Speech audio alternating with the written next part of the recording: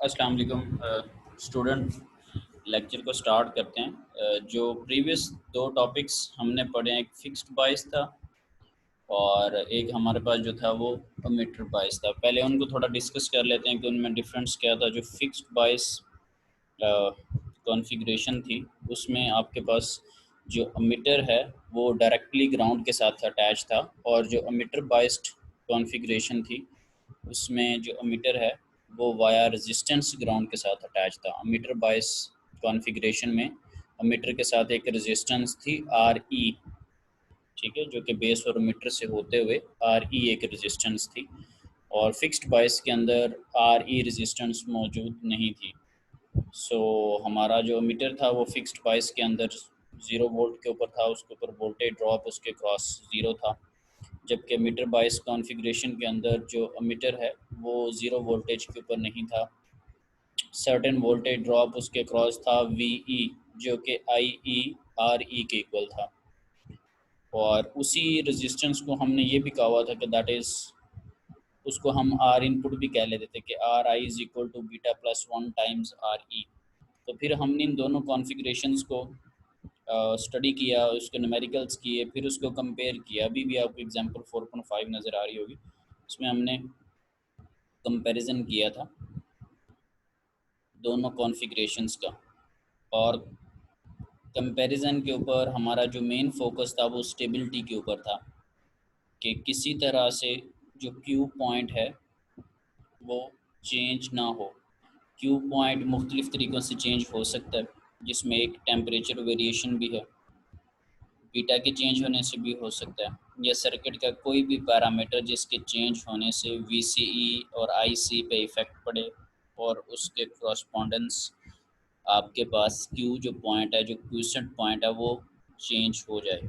ठीक है, तो हम ये नहीं चाहते कि क्यू पॉइंट चेंज हो, हम ये चाहते हैं कि आईसी की जो वैल्यू है या वीसीई की जो वैल्यू है वो सेम रहें, वो चेंज ना हो, क्योंकि इनके चेंज होने से क्यू पॉइंट भी चेंज होगा। तो चेंज ना होने को हम स्टेबिलिटी कहते हैं। उस कॉन्फ़िगरेशन को हम कहेंगे कि दैट इज़ मोर स्टेबल, जिसके अंदर क्यू पॉइंट के अंदर चेंजेस सबसे ज़्यादा मिनिमम हों। और इस चैप्टर के अंदर यही कुछ हम स्टडी करें।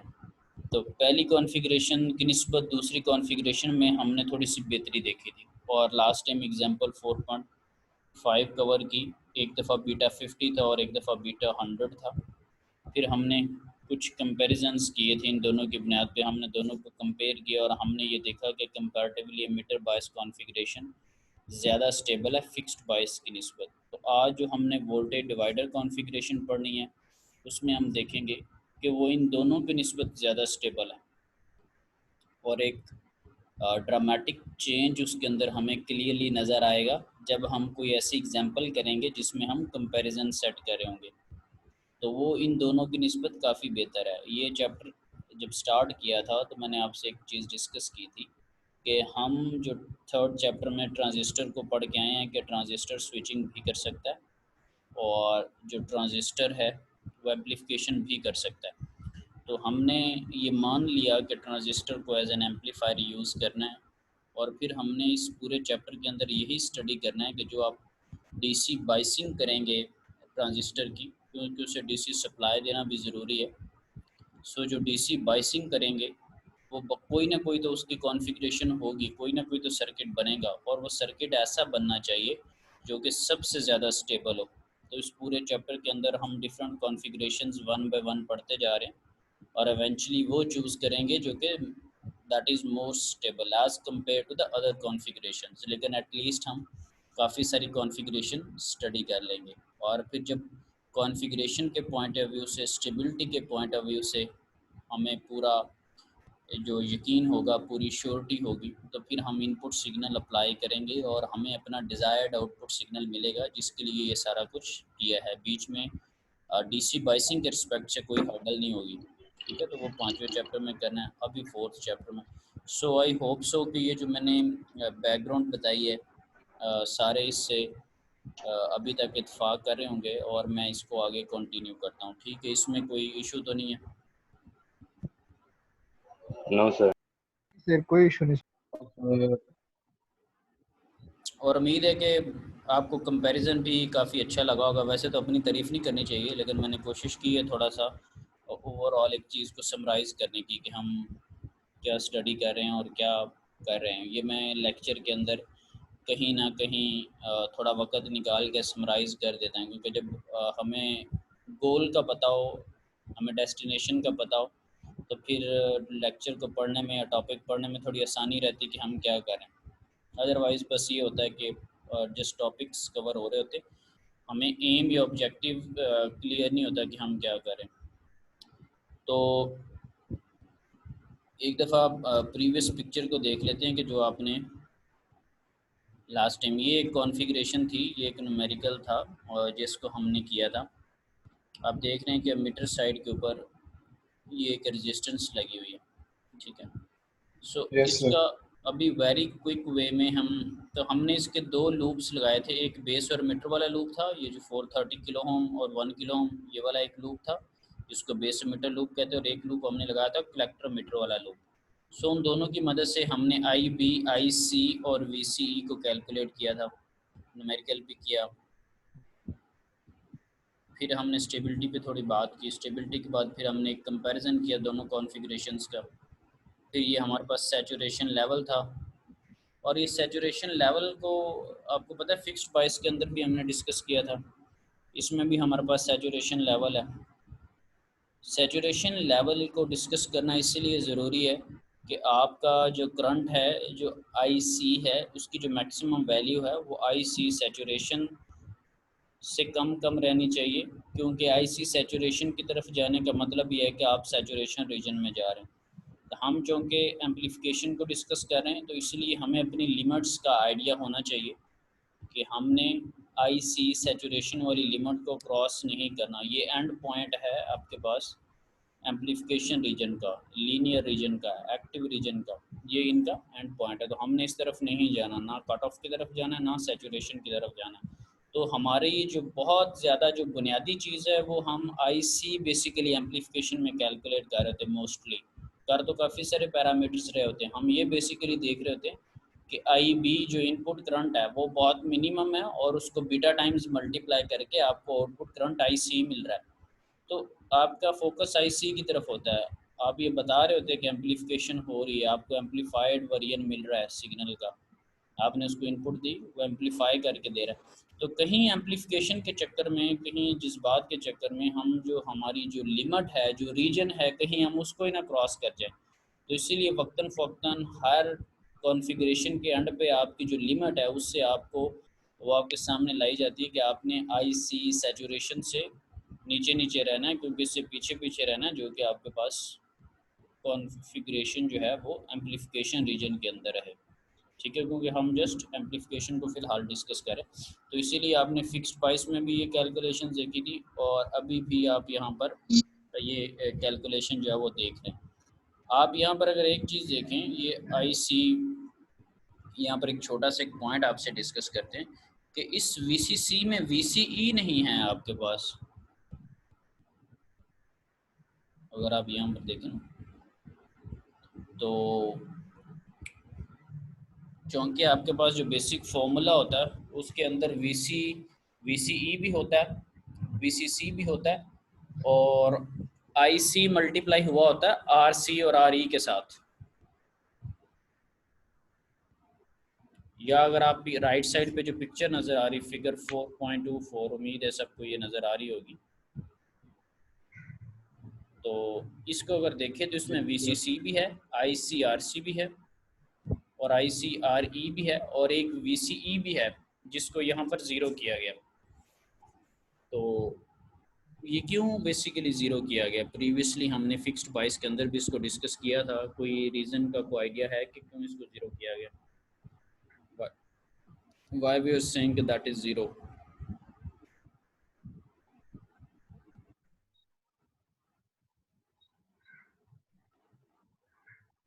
सर जीरो होना तो नहीं चाहिए क्योंकि लोड है आगे।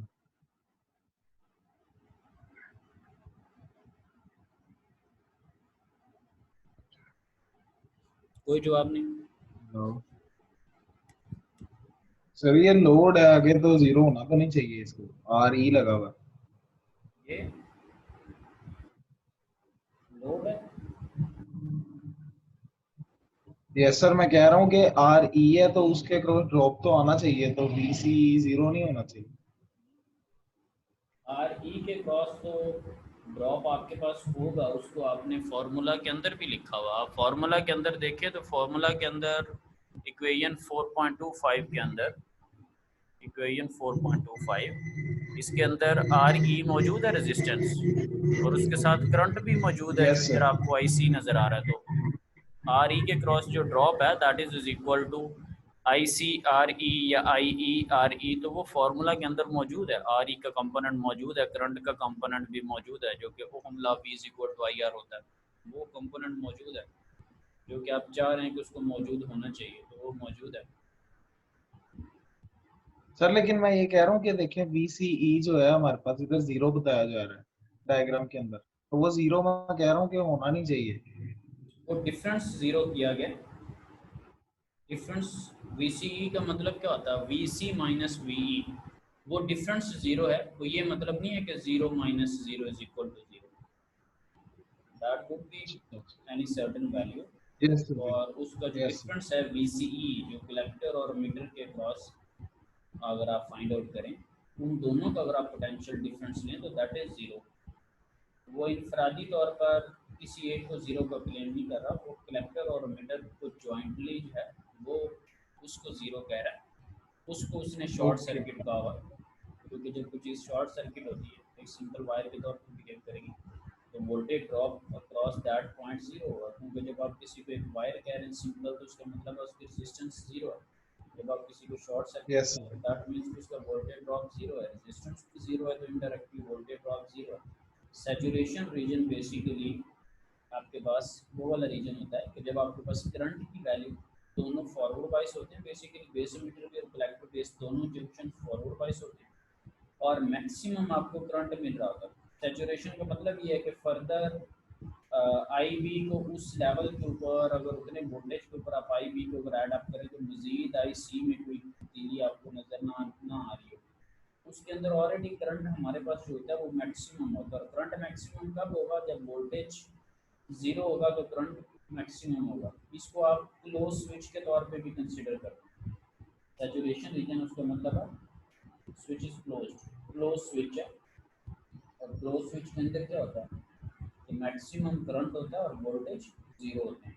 सो आप जब ग्राफ ड्रॉ करते हैं तो आप एक्स एक्सिस पे वी सी ई को लेते हैं और वर्टिकल एक्सिस पे आई सी को ड्रॉ करते हैं, ऐसे होता है। एक्स एक्सिस पे वी सी ई और वाई यस सर ऐसे। Current I C. तो करंट जीरो या करंट मिनिमम होने, सॉरी वोल्टेज जीरो या वोल्टेज मिनिमम होने का क्या मतलब है कि V C that is approximately equal to zero, V C zero को अप्रोच करे। जब वोल्टेज जीरो होगा तो करंट मैक्सिमम होगा, और वो मैक्सिमम करंट कौन सा, आई सी का। मैक्सिमम आई सी जितना आपको मिल सकता है, ये डेटा शीट्स के अंदर भी लिखा होता है आई सी सैचुरेटेड, ठीक है। तो जितना मैक्सिमम करंट आपको मिल सकता है, इस वजह से यहाँ पर VCE को आपने जीरो लिया हुआ। और अगर आप ग्राफ ग्राफ को भी देखें तो ग्राफ भी जो आप ड्रॉ करते हैं उस ग्राफ के अंदर भी वर्टिकल एक्सिस के साथ बिल्कुल जो वर्टिकल एक्सिस को रीजन टच कर रहा था वो सैचुरेशन रीजन है। वोल्टेज वहाँ पर मिनिमम होता है, करंट वहाँ पर मैक्सिमम होता है, और वो क्लोज स्विच के तौर पे बिहेव कर रहा था। जब आप कट ऑफ रीजन की बात करते हैं तो दोनों रीजन रिवर्स बाइस होते हैं, वो ओपन स्विच के तौर पे बिहेव करता है, ठीक है। सैचुरेशन का मतलब है कि वहाँ पर चीज़ें चल रही हैं, और कट ऑफ रीजन का मतलब है वहाँ पर चीज़ें बंद हैं, ठीक है। तो ये स्विचिंग के लिए दोनों रीजन यूज़ होते हैं। तो इसीलिए यहाँ पर आई सी सैचुरेटेड कब होगा, जब आपके पास वोल्टेज ड्रॉप एक्स एक्सिस के ऊपर जो वोल्टेज है वी सी वो ज़ीरो होगा। तो ज़ीरो के ऊपर मैक्सिमम करंट मिलता है, इसीलिए आपको यहाँ पर वी सी ज़ीरो है। इसीलिए इक्वेशन में भी वी सी आपने नहीं लिया हुआ, इसीलिए उसने उसको शॉर्ट किया हुआ, और तस्वीर के अंदर भी उसके cross voltage drop zero show करवाए हुए। इससे पहले सेम यही बातें फिक्स्ड बाइस के अंदर भी हो चुकी हैं, लेकिन वहाँ पे डिस्क्रिप्शन ज़्यादा थी, वहाँ पर एक्सप्लेनेशन ज़्यादा थी। मैंने वहाँ पर नोट्स के तौर पे बुक के ऊपर चीज़ें हाईलाइट भी की थी। तो अगर आपको ये कॉन्सेप्ट मेरा क्वेश्चन करने से पहले अगर आप जवाब देने के काबिल नहीं थे, तो यहाँ से आपने रीडिंग नहीं करनी, आपने फिक्स्ड बायस वाले टॉपिक से रीडिंग करनी है कि आई सी सैचुरेटेड का मतलब क्या होता है और बी सी को ज़ीरो क्यों लेते हैं, क्योंकि वहाँ पर ज़्यादा तफसील है। जब आपने थोड़ा बहुत इल्म ले लिया तो दोबारा जब उसी बात की बात आई तो फिर उसने यहाँ पर शॉर्टकट वे में आपको बताने की कोशिश की। यहाँ पर उसने ज़्यादा उसकी तमहीद नहीं बांधी। वो अलग बात है कि मैंने आपको एक्सप्लेन कर दिया, लेकिन वो एक डायरेक्ट वे में आपके सामने इस चीज़ को लेके चला, क्योंकि यहाँ पर उसने ये देखें, अगर using the same approach applied in the fixed bias configuration, ये बता के चुप हो गया कि इनको पता होगा, ये फिक्स्ड बायस में पहले पढ़ चुके हैं। तो इसीलिए आप देखिएगा कि जो भी आप कॉन्फ़िगरेशन पढ़ेंगे उसके एंड पे एक छोटा सा टॉपिक होगा सैचुरेशन लेवल, और वहाँ पर आप देखेंगे कि उसने करंट की वैल्यू आपसे फाइंड आउट करवाई होगी, ठीक है। और वो फाइंड आउट करवाने का मकसद बेसिकली ये है कि आप सैचुरेशन रीजन में जाना नहीं चाहते, आप अपनी लिमिट से बाखबर है, इन लिमिट्स में आपने जाना नहीं। तो आपको ये चीज़ क्लियर होगी कि ये 2 दफ़ा सैचुरेशन लेवल का टॉपिक आया, और आया भी बिल्कुल 2-4 लाइनों में, बहुत शॉर्ट टॉपिक आया। और उसके ऊपर उस दिन भी जो न्यूमेरिकल था वो बिल्कुल 2 लाइनों का न्यूमेरिकल था, बहुत शॉर्ट था। यहाँ पर भी बहुत शॉर्ट है, यहाँ पे पर्पस बहुत बेसिकली कंक्रीट पर्पस है, मकसद बहुत छोटा सा है बहुत अहम, लेकिन बात बड़ी छोटी सी। तो आपको ये भी क्लियर हो गया कि हर कॉन्फ़िगरेशन के एंड पे सैचुरेशन लेवल की क्यों बात होती। Yes sir. हर कॉन्फ़िगरेशन के एंड पे स्टेबिलिटी की भी बात होती है, सैचुरेशन लेवल की भी बात होती है, और पूरी कॉन्फ़िगरेशन में बजाते खुद एम्पलीफिकेशन की बात होती है, ठीक है। तो ये चीज़ों का आइडिया होना चाहिए कि हम बेसिकली क्या स्टडी करें। अगर इसी की लोड लाइन में एनालिसिस देखें, और फिर आप देखते हैं कि हर कॉन्फ़िगरेशन में लोड लाइन एनालिसिस भी होता है। अच्छा, अगेन फिर ये लोड लाइन एनालिसिस की मुझे एक पिक्चर नज़र आ रही, अगर आप इसको देखें तो इससे हम सब की दोस्ती है। इक्वेशन मैंने हाईलाइट की है, V C is equal to V C G C sir. Minus I C R C plus R E. ये कौन सा लूप लगा हुआ है जिससे ये इक्वेशन आई है? बेस अमीटर या collector ammeter? Sir collector meter. Collector meter वाला लूप है, मीटर पे अमीटर जी। वीसी आपने देखा। अच्छा, एक और बात है, इससे भी आपकी दोस्ती, अक्सर मैं आपको कह रहा होता ना कि एक्स एक्सिस पे वीसी है, ये देखें एक्स एक्सिस पे वीसी है, और वाई एक्सिस पे अक्सर मैं कह रहा था कि आई सी है, ठीक है। सो ये जो 2-3 चीज़ें, जी इनसे भी अच्छी दोस्ती कर लें, ठीक है। अब जब भी ये मैं बोलता हूँ मेरे दिल में एक खौफ होता है कि ये इनको नहीं पता होगा, इनको ये याद नहीं होगा, तो उससे डीमोटिवेट हो जाता हूँ मैं। फिर अगली बात जब अगला 2-3 फ़िक्रे बोलता हूँ तो मुझे दिल में होता है कि इनको पहली बात ही नहीं पता तो दूसरी कैसे पता होगी। अब फिर मैं बातों बातों में वहाँ पर टॉन्ट भी नहीं कर सकता कि इनको पता नहीं होगा तो अगला नहीं पता होगा, क्योंकि मैं ज़्यादा खुशफहमी में भी लेक्चर नहीं देना चाहता ना, क्योंकि टीचर को रियलिटी का बहुत अच्छे तरीके से पता होता है। थोड़ा बहुत वो उसको जो है ना, वो हो सकता है कि आपको प्रेडिक्ट करने में थोड़ा वो गलत हो जाए, लेकिन ज़्यादातर ये होता है। तो ये कम से कम आपको आइडिया होना चाहिए कि एक्स एक्सिस पे बी सी होता है, इस पे आई सी है, ठीक है। और ये वो बात हो रही है आई सैचुरेशन की, यहाँ पर ये पॉइंट है, ये पॉइंट है, ये वाला पॉइंट है, ये पॉइंट है, ये चीज़ है, ये ये वर्टिकल एक्सिस के साथ साथ जो आपके पास चीज़ है। अभी अज़ान को थोड़ा वक्फा लेते हैं, फिर मैं 1-2 मिनट में दोबारा स्टार्ट करता हूँ।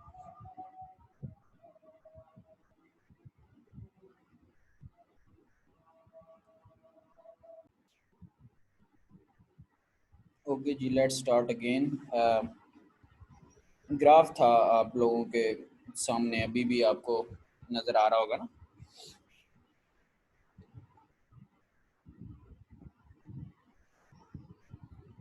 ओके जी।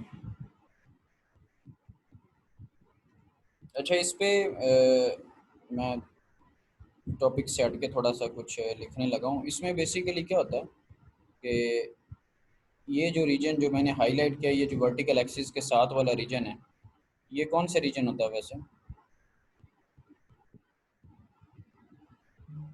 सर काइंडली रिपीट करिएगा, आवाज कट गई आप। ये जो वर्टिकल एक्सिस के साथ वाला रीजन होता है, जो आई सी वर्टिकल रीजन को जो टच कर रहा है, सैचुरेटेड सैचुरेशन सैचुरेटेड ये सैचुरेटेड रीजन है ना आपके पास, ठीक है। अब इस सैचुरेटेड रीजन की क्वालिटी क्या है कि इसमें जो VCE है, जो VCE है that is approximately is equal to 0, और जो IC है that is equal to IC saturated, या उसको आप IC मैक्स कह रहे हैं। ये डेटा शीट्स के अंदर भी मौजूद होती है।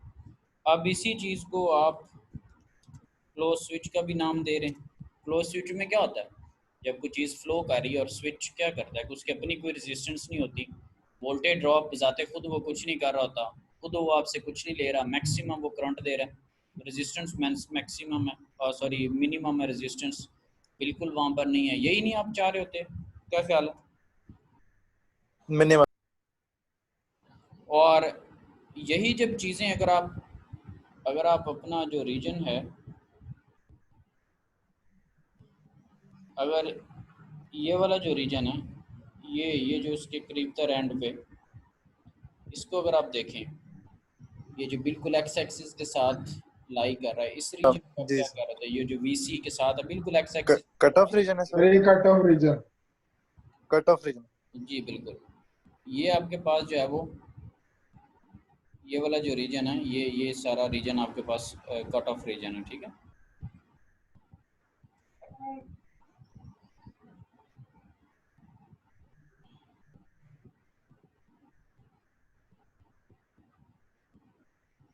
ओके जी।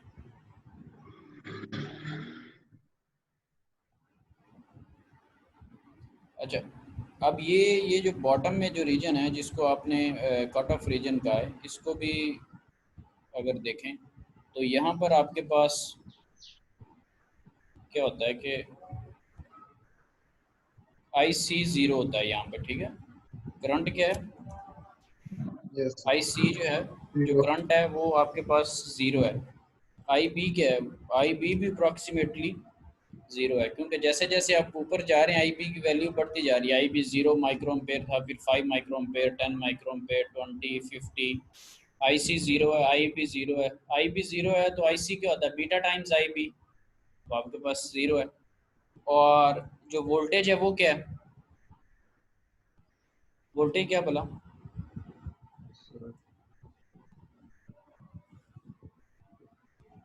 सर वो नियरली जी, वोल्टेज क्या होगा? सर VCE वोल्टेज आपके पास मैक्सिमम है, VC VC is equal to VCC। ये नीचे लेबलिंग भी हुई हुई है, ठीक यस है। या आप इसको डेटा शीट्स के अंदर VC इज इक्वल टू जो है वो VC मैक्स के तौर पे, या VCC, या ये भी आपके पास लिखा होता है कि मैक्सिमम आप कहाँ तक जा सकते हैं इसके अंदर। तो ये आपके पास किसको जाहिर कर रहा होता है? ये ओपन स्विच को जाहिर कर रहा होता है, एक्सक्यूज ठीक मी है। अगर स्विचिंग के तौर पे जब आप इसको यूज़ करेंगे तो ये ओपन स्विच को रिप्रेजेंट कर रहा है, ठीक होगी बात। और मिडवे में क्या एम्पलीफिकेशन है, तो अब आपको थोड़ा क्लियर हुआ कि डीपली क्या इसका एनालिसिस होता है आपके पास ट्रांजिस्टर का, ठीक है जी। Excuse me sir so any और सारी सर चीज़ें जी। सर ये ओहम्स लॉ के साथ कॉन्ट्राडिक्शन नहीं करता ये चीज जो आपने भी बताई?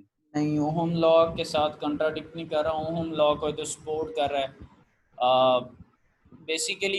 सर ये देखो ना, पहले जी बताएं। सर पहले क्या कहते हैं करंट, वो डिफरेंस जो था नियरली इक्वल टू 0 था, लेकिन उसके बाद करंट 0 हो गया और वोल्टेज मैक्सिमम, ये तो डायरेक्टली प्रोपोर्शनल नहीं है। क्या हुआ?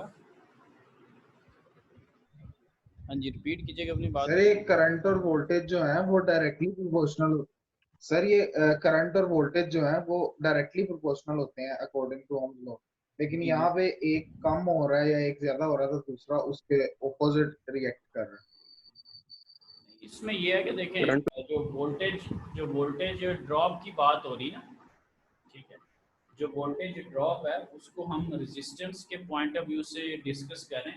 लेट्स से मेरे पास अगर कोई भी रेजिस्टेंस है, अगर वो रेजिस्टेंस वहाँ पर नहीं है, मज़ाहमत नहीं है, तो उसके अक्रॉस जो वोल्टेज ड्रॉप हो रहा है मैं उस वोल्टेज की बात कर रहा हूँ कि उस रजिस्टर के क्रॉस अगर उसकी रेजिस्टेंस ही नहीं है तो V is equal to I R के अकॉर्डिंगली उसके अंदर वोल्टेज ड्रॉप नहीं होगा।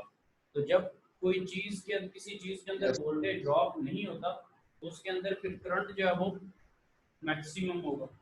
और अगर किसी का वोल्टेज ड्रॉप ज़्यादा हो रहा है, ठीक है, तो उसका फिर जो करंट है वो V is equal to I R के अकॉर्डिंगली कम होगा, क्योंकि V डायरेक्टली आई होता है, V directly proportional to I होता है। आप डायरेक्टली को हटा के बीच में एक रेजिस्टेंस ऐड आप करते R, ठीक है, तो वो जो रेजिस्टेंस है Yes, वो sir. इस रिलेशन को चला रही है।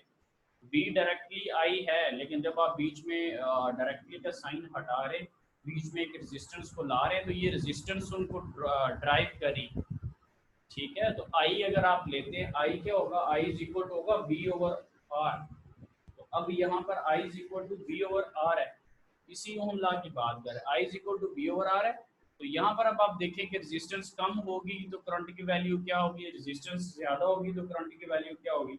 I is equal to V over R, अगर लोड ज़्यादा है तो V divided by something, denominator में अगर कोई बड़ी चीज़ आएगी तो करंट की वैल्यू छोटी हो जाएगी। और हम भी यही कह रहे हैं कि अगर रेजिस्टेंस बढ़ेगी तो करंट उस तरफ कम जाएगा, और अगर रेजिस्टेंस कम होगी, ठीक है, V ओवर R, अगर नीचे डिनोमिनेटर में कोई चीज़ छोटी होगी, ठीक है, तो आंसर बड़ा आएगा। Yes, sir. अगर Yes. रेजिस्टेंस कम होगी तो करंट की वैल्यू ज़्यादा होगी। फिर ओपन और शॉर्ट सर्किट में भी यही होता है। ओपन सर्किट में आप क्या कहते हैं कि ओपन सर्किट के अंदर जो करंट है वो ज़ीरो होता है, और उन्हीं ओपन सर्किट के टर्मिनल्स के क्रॉस वोल्टेज की वैल्यू मैक्सिमम होती है। क्यों मैक्सिमम होती है? कि करंट जीरो फ्लो कर रहा है, सारे के सारा वोल्टेज ड्रॉप हो रहा है उस ओपन सर्किट के टर्मिनल्स के ऊपर।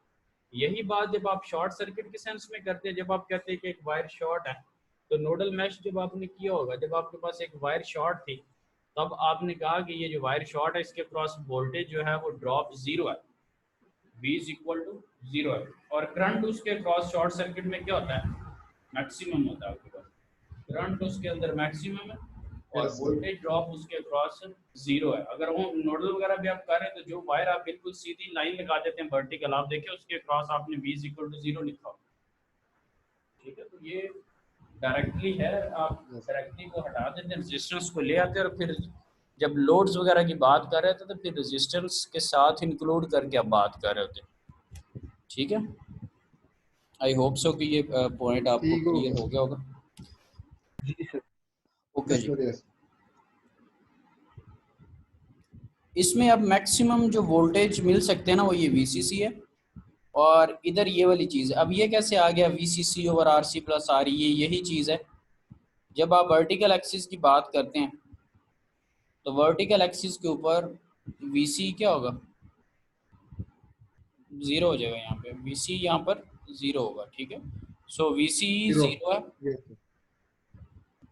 VC जब ज़ीरो है तो IC क्या होगा, IC होगा VCC over RC plus RE। जब आप बात करते हैं एक्स एक्सिस की तो यहाँ पर करंट जीरो होगा, यहाँ पर एक्स एक्सिस के ऊपर वर्टिकल वाली वैल्यू जीरो होती, तो करंट के जीरो होने से ये पूरी टर्म क्या हो जाएगी, जीरो हो जाएगी। Zero. करंट करंट के जीरो होने से ये पूरी टर्म जो है वो आपके पास ये जीरो हो जाएगी। जीरो हो जाएगी तो पीछे क्या बचेगा, VC is equal to VCC, ठीक है। तो इस वजह से ये VC is equal to VCC आ रहा है, ये सारी चीज़ है। और इसके इन बिटवीन अगर आप IB की वैल्यू चेंज कर देते, लेट से IB की वैल्यू यहाँ पर 5 है, यहाँ पर लेट से IB की वैल्यू 10 है, तो जैसे जैसे आप IB की वैल्यू चेंज करते जाएंगे ये Q पॉइंट भी चेंज हो जाता है। Q पॉइंट कैसे बनता है, अगर आपके पास जो ट्रांजिस्टर की जो करेक्टरिस्टिक कर्व है वो जो लोड लाइन को जहाँ पर टच करी होगी, अगर आप IB को चेंज कर Yes, दे तो sir. ये Yes, Q sir. पॉइंट भी चेंज होता जाएगा, ठीक है। मैं इसको लेबल कर रहा हूँ, काफ़ी सारे सर्कल लगाए हैं। तो ये जो ब्लू लाइंस हैं इनके ऊपर IB के डिफरेंट वैल्यूज हैं। पहले लेट से 0 था एक्स एक्सिस के ऊपर, 5, 10, लेट से 15, 20, 25, ठीक होगी बात। तो उम्मीद है इससे थोड़ा बिहेवियर Yes, क्लियर हुआ होगा कि आपको कि क्या सिनेरियो होता है मेरे पास। ओके जी, फिर यही एक जी आपके पास एक था कि draw the load line for the network of figure 4.26a, ये आपके पास है, ठीक है फिगर। और ये किसको जाहिर करी, कौन सा सर्किट है, फिक्स्ड बायस है या मीटर बायस कॉन्फ़िगरेशन है। फिगर 4.26 से किसको जाहिर करी,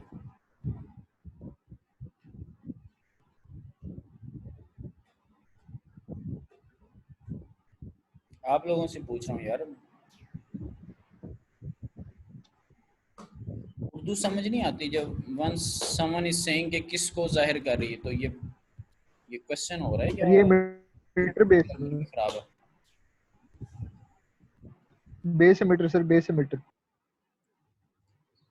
नहीं, ये फिक्स्ड बाइस है या मीटर बाइस कॉन्फ़िगरेशन है?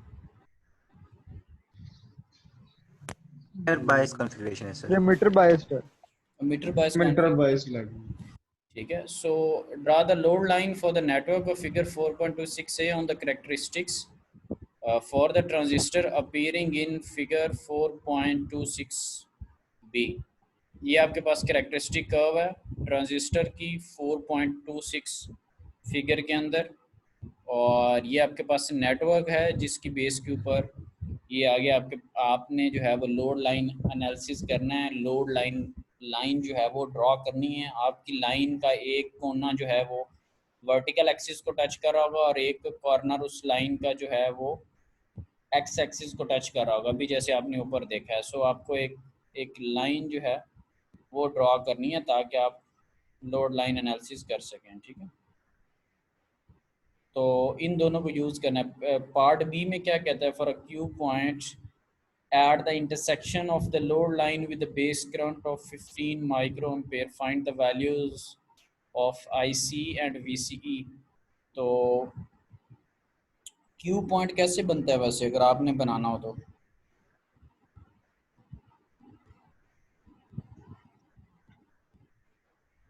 सर यहाँ से एक डायगोनल ड्रॉ करेंगे सर। दैट से मैं एक रफ सी एक लाइन ड्रॉ कर देता हूँ, यूनिफॉर्म क्योंकि मुझे वैल्यूज़ का नहीं पता, यूनिफॉर्म। इसीलिए बस मैंने ड्रॉ कर दी, ठीक है।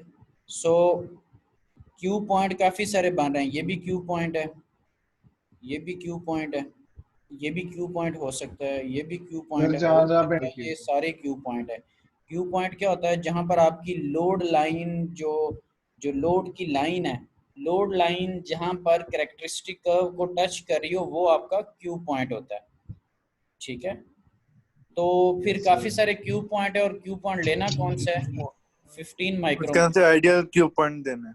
वो वाला Q पॉइंट लेने हैं जब आपके पास 15 माइक्रो एम्पेयर हो, यानी कि लोड लाइन का जो ग्राफ है वो कैरेक्टरिस्टिक कर्व को जो टच कर रहा है और वहाँ पर आई बी की वैल्यू 15 माइक्रो एम्पेयर हो। ये वाला जो पॉइंट है, ये जो लाइन है, इसको आप Q पॉइंट कह रहे हैं। आपको ये वाली जो लाइन है जिसके ऊपर बड़ा दायरा लगा रहा है, ये पॉइंट आपको चाहिए 15 माइक्रो एम्पेयर। ये आपका जो है वो पॉइंट है जिसके इर्द गिर्द आप घूम रहे हैं, ठीक है।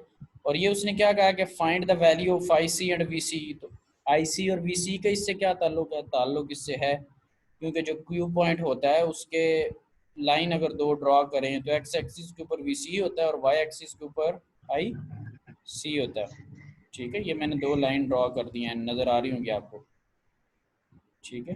सो इसीलिए इनको अगर आप देखें तो इसको वी सी क्यू कहा गया है और इसको भी आई सी क्यू कहा गया, क्यू पॉइंट के ऊपर जो चीज़ें आ रही। तो अब आप मुझे क्वेश्चंस के ऊपर बताएं कि अगर मैं VCE को और IC को चेंज कर दूं तो Q पॉइंट चेंज हो नहीं जाएगा? जो आप स्टेबिलिटी में बात करते हैं कि Q पॉइंट को फिक्स रहना चाहिए, VCE को चेंज करें या IC को चेंज करें तो Q पॉइंट चेंज हो जाता है। तो हम कह रहे थे कि वो स्टेबल नहीं होता। तो यहाँ से आपको वो रिलेशन भी क्लियर हो रहा होगा कि स्टेबिलिटी के अंदर हम IC और VCE की फ़िक्स वैल्यू में क्यों इंटरेस्टेड थे। हमने आखिरी लेक्चर के अंदर ये क्यों पढ़ा कि इतने फ़ीसद वैल्यू बढ़ी है, इतने फ़ीसद कम हुई है, इतने फ़ीसद चेंजेस आई हैं। वो मकसद ये था कि हम IC और VC की वैल्यू को चाहते हैं कि वो फ़िक्स रहें ताकि Q पॉइंट फ़िक्स रहे और कोई भी पैरामीटर या बीटा या किसी या टेम्परेचर चेंजेस से Q पॉइंट चेंज ना हो। क्योंकि अगर Q पॉइंट चेंज हो जाएगा तो जो आप इनपुट सिग्नल दे रहे थे, जो आपने ज़ेन बनाया हुआ था, जो डिज़ाइन किया हुआ था कि ये इतने टाइम्स एम्पलीफाई होगा, इसकी एम्पलीफिकेशन उससे कम ज़्यादा हो सकती है। उसके बाद क्या, determine the DC beta at the Q point के ऊपर आपको उसने बीटा का है कि वो फाइंड आउट करो।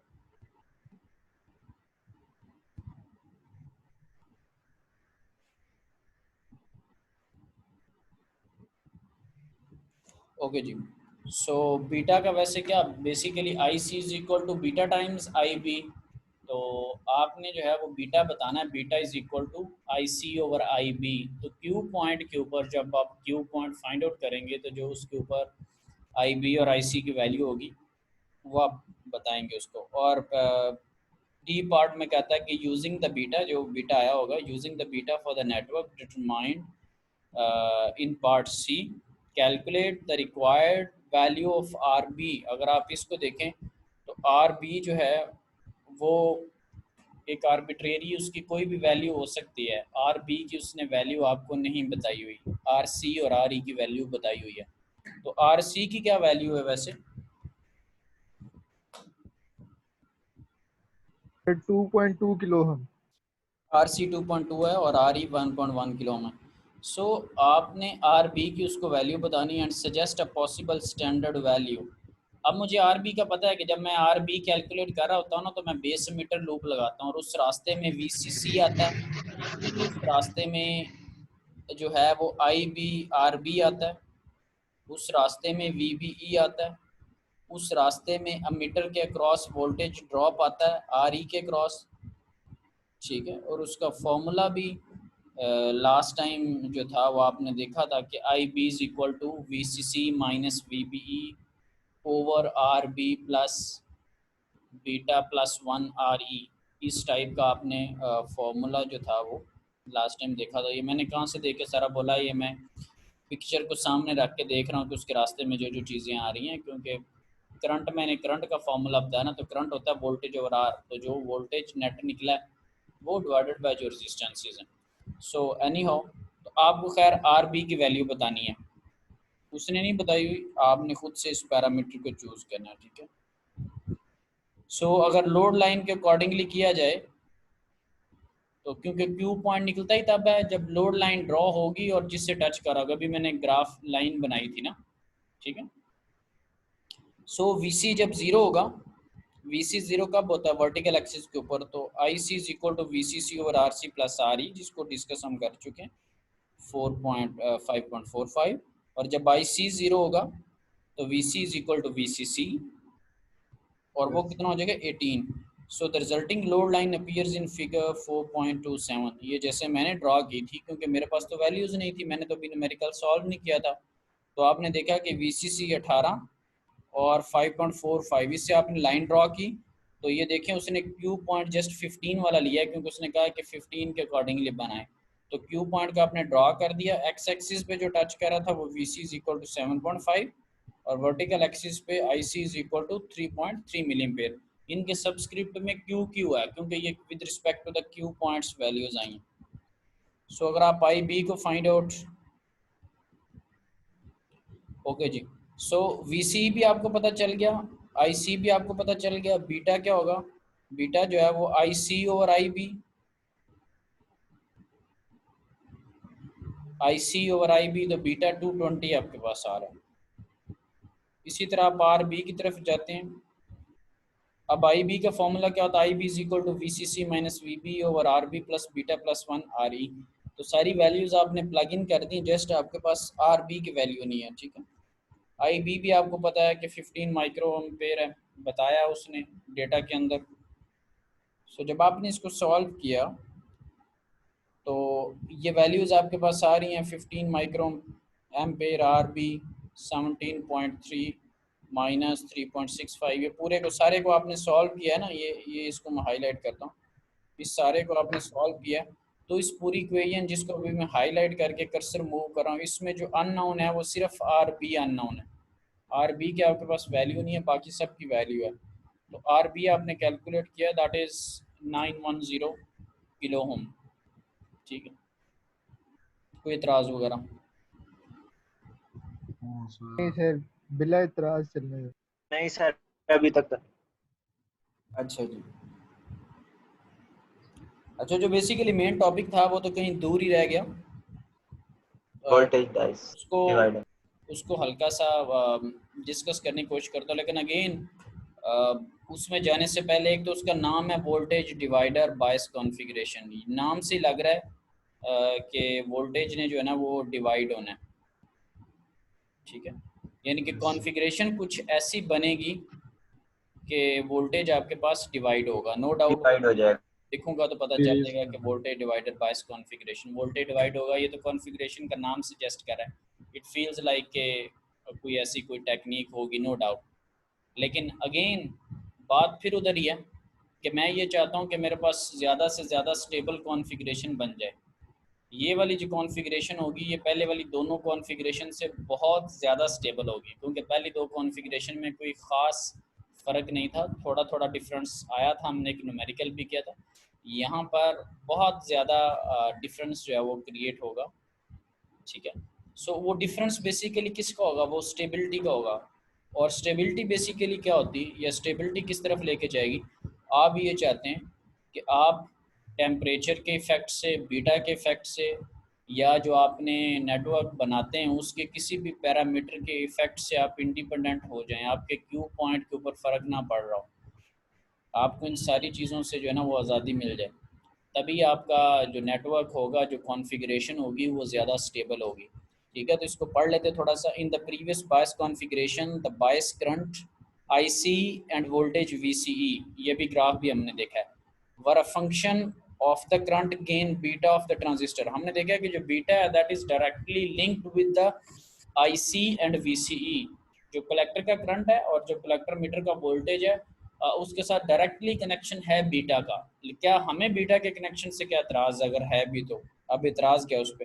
However because beta is a temperature sensitive, अगर वो बीटा पे डिपेंडेंट है तो बीटा टेम्परेचर सेंसिटिव है, जैसे टेम्परेचर चेंज होगा बीटा चेंज होगा, बीटा चेंज होगा तो आईसी चेंज होगा, वीसी चेंज होगा, क्यू पॉइंट चेंज होगा, एम्प्लीफिकेशन पे असर पड़ेगा।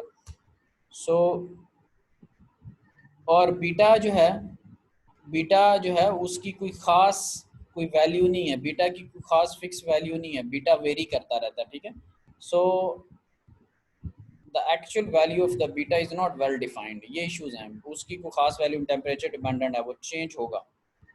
सो हम ये अभी क्लेम करें, अभी क्लेम इसलिए करें क्योंकि अभी कॉन्फ़िगरेशन पढ़ेंगे, न्यूमेरिकल करेंगे, कंपेयर करेंगे, तो हमारा क्लेम या तो ठीक साबित होगा या गलत साबित होगा। तो अभी आगाज़ में तो हम ये कह सकते हैं इट वुड बी डिज़ायरेबल। सो अब हमारी ये ख्वाहिश है कि हम एक ऐसा सर्किट डेवलप करें, ये हम चाह रहे हैं, to develop a bias circuit that is less dependent on और in fact is independent of the transistor beta. वो हम कोई ऐसा सर्किट को डेवलप कर लें जो कि बीटा से इंडिपेंडेंट हो, बीटा को चेंज भी कर दूं।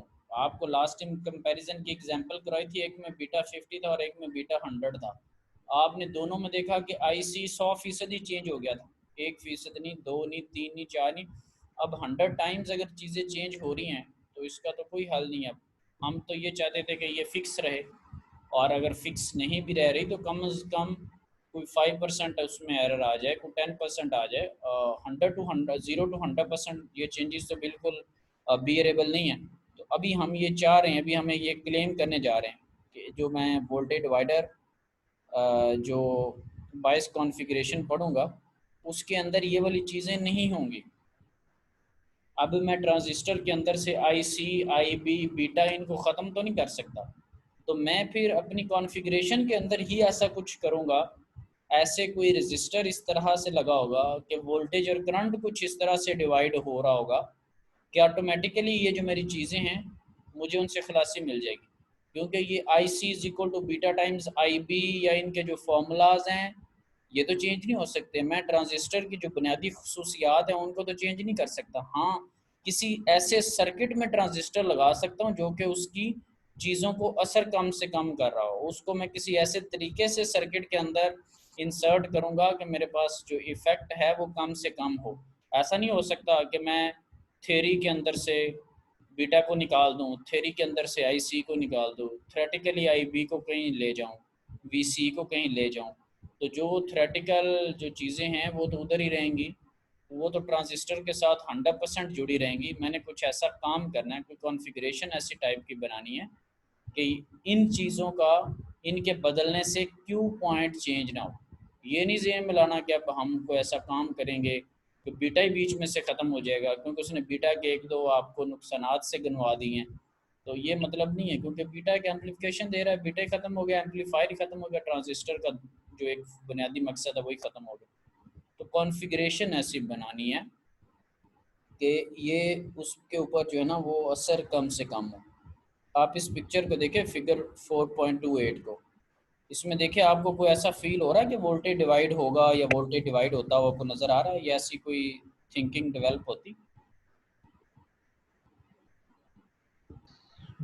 यस सर लग तो रहा नहीं है। होगा सर, नहीं होगा जी सर, क्योंकि कैपेसिटर ओपन हो जाएगा तो वो एक सीरीज सर्किट ही बन जाएगा फिर से। ठीक है, कैपेसिटर ओपन हो जाएगा तो एक सीरीज सर्किट बन जाएगा। कौन सी चीज किसमें सीरीज में सीरीज? डिवाइड होता है ना वोल्टेज, सीरीज में वोल्टेज डिवाइड होता है। हाँ जी, तो हो जाएगा सर फिर डिवाइड। क्या हुआ? सर होगा डिवाइड। सीरीज में करंट सेम रहता है और voltage I guess different change होती है उसमें। वोल्टेज डिवाइड होता है सर, वोल्टेज डिवाइड होगा यहाँ वो तो पे। उसकी सीरीज एक में राय है ना, उसने कहा कि सीरीज सर्किट बन जाएगा, क्या पता उसकी बात ठीक हो ना हो। आप तो सारे उस पर ईमान ना लाएं, अगर आपका दिल करता है तो बात को माने, दिल नहीं करता तो ना माने। ये लेट से उसने कहा सीरीज है, तो आपने कहा जी अच्छा सीरीज है, और सीरीज में तो करंट सेम रहता है, और ये वो आप तमहीद ना बनाए। नहीं ये लूप में सीरीज बन रही है। सर इनको बताएं कि 2 लूप्स हैं, कैपेसिटर तो लूप के बाहर ले गया। जैसे आर सी और ये आर क्या है ये, नहीं अभी उसने आर वन। मुझे तो एक स्टूडेंट की समझ नहीं आती, अभी पता नहीं किसी ने एक बिल्कुल सिंपल एक सर्किट की जुबान में बात की और दूसरा बड़ा खुश हुआ है। यानी कि मुझे इसमें कोई चीज़ फ़नी नज़र नहीं है। लेट्स एक स्टूडेंट कहे कि सर सर्किट ओपन हो जाएगा या क्लोज हो जाएगा, there is nothing funny in it. या लेट्स अगर एक कहता है कि सर ये सीरीज सर्किट है, दूसरा कहता है नहीं सर पैरेलल है, तो मतलब यहाँ पे मुझे नहीं लगता कि इज़ देयर एनी फन। अब आई डोंट नो कि जोक का क्या लेवल आपका बन गया है, ये क्या है। तो थोड़ा सा चीज़ में देखें, क्योंकि हम लेट्स एक कहता है कि वोल्टेज जीरो है, कहता है जीरो नहीं है, तो इसमें तो कोई खुशी या गम वाली बात नहीं। थोड़ा चीज़ों की नोयत को भी देखें, ठीक है। ओके जी, इसको ये जो आप बातें कर रहे थे इसी को चलें थोड़ा कंटिन्यू करते हैं। ये लोग ये कह रहे हैं कि ये जो कैपेसिटर है ना, वो जब आपने डीसी एनालिसिस करना वो ख़त्म हो जाएगा। कुछ नहीं, ये कहा बिल्कुल ख़त्म हो जाएगा। ये वाला जो कैपेसिटर है ये भी ख़त्म हो जाएगा, नो डाउट ख़त्म हो जाएगा, बिल्कुल ठीक कह रहे हैं। सो चीज़ें क्या हमारे पास, ये वीसीसी आपके पास है। यहाँ से जब करंट आएगा, करंट फ्लो करेगा, तो आप मुझे ये बताएं कि इधर मैंने एरो लगा के बस छोड़ दिया, आपके पास मुझे ये बताएं कि यहाँ से करंट को 2 रास्ते मिल रहे हैं या नहीं मेरे? मिल रहे हैं। करंट को यहाँ से मिल रहे हैं। 2 रास्ते मिल रहे हैं। कुछ R1 के क्रॉस होगा वोल्टेज ड्रॉप, और कुछ ड्रॉप जो है वो R2 के क्रॉस होगा, ठीक है। और अगर यही पूरा लूप बने, VCC R1 के साथ भी उसका लिंक आ रहा, R2 के साथ भी लिंक आ रहा, RB के साथ भी कोई ना कोई लिंक होगा, यहाँ पर बेस के रिस्पेक्ट से VBE जो बनेगा उसके साथ भी कोई ना कोई लिंक होगा, ठीक है। अब हम ये भी कर सकते हैं। जी बताएं। सर वीसी के साथ भी लिंक होगा इसका फिर आगे जाके? VC अगर ये के साथ, जाते VC के साथ नहीं होगा। अगर आप क्योंकि बताना पड़ेगा कि पहले डिस्कस क्या कर रहे हैं। तो अगर हमारा ताल्लुक इनपुट के साथ हो जो कि बेस और मीटर, ठीक है, क्योंकि हम लूप के सबसे लूप के टॉप के ऊपर एक डेफिनेशन टाइप एक हेडिंग देते हैं कि बेस मीटर लूप लगा रहे हैं। तो जब बेस मीटर लगाएंगे तो वो आप यकीनन बेहतर समझते होंगे कि जब बेस मीटर लगाएंगे तो फिर उसमें कलेक्टर का वर्ड नहीं आएगा। दूसरा जब लूप जी लगाएंगे कलेक्टर और मीटर वाला, तो उसमें फिर आपकी बात आएगी, VCE भी आएगा, उसमें RC भी आएगा, ठीक है। मैं ठीक है सर। कलेक्टर मीटर लूप को एक दफ़ा वैसे एक तेज़ी से बता देता हूँ, फिर आपको थोड़ा समझ आएगी। अगर मैं कलेक्टर और मीटर लूप की बात करूँ तो उसके रास्ते में VCC आ रहा है, RC आ रहा है, और VCE आ रहा है, और RE आ रहा है। तो एक वोल्टेज है VCC, एक वोल्टेज है VCE, और एक वोल्टेज ड्रॉप है RC के क्रॉस, और एक वोल्टेज ड्रॉप है RE के क्रॉस। तो 4 वोल्टेज बनेंगे, ठीक है। सो सारी अब क्रॉस। आपकी अपनी मर्जी है। जी अगर आपको IC चाहिए लेट से, तो आपको पता है जब IC चाहिए होगा तो आप उस फॉर्मूला को V नहीं लिखेंगे, आप उसको लिखेंगे V = IR। R को आप प्लग इन जी कर देंगे और I को आप रख लेंगे, तो अगर आप कैलकुलेट करना चाहते हैं। वो अक्सर आपने देखा होगा कि VCE = VCC माइनस IC, और IC के साथ क्या आएगा RC + RE, ठीक है। ये तो ये वो एक और चीज़ है। ओके जी, अब मैं ऐसा भी कर सकता हूँ कि ये R1 और R2 जो है, R1 और R2 अगर इनको मैं जी पैरेलल में सॉल्व कर दूँ, पैरेलल में सॉल्व करके एक थेवेनिन रेजिस्टेंस बना लूँ, और वोल्टेज को भी इसी तरह सॉल्व करके एक वी थेवेनिन बना लो, यानी कि VCC R1 R2 इन सब को शॉर्ट करके। अच्छा बेसिकली मैं ये बताएंगे थेवेनिन आप करते क्यों थे, वी थेवेनिन या आर थेवेनिन, क्यों क्यों वो टॉपिक क्यों पढ़ा था? जिंदगी बिल्कुल ठीक चल जब एक ही लोड रिप्लेस जरूरत करना ताकि है बाकी पूरा सर्किट सेम रहे। बस ताकि बार बार कॉम्प्लेक्स सर्किट को कैलकुलेट ना करना पड़े।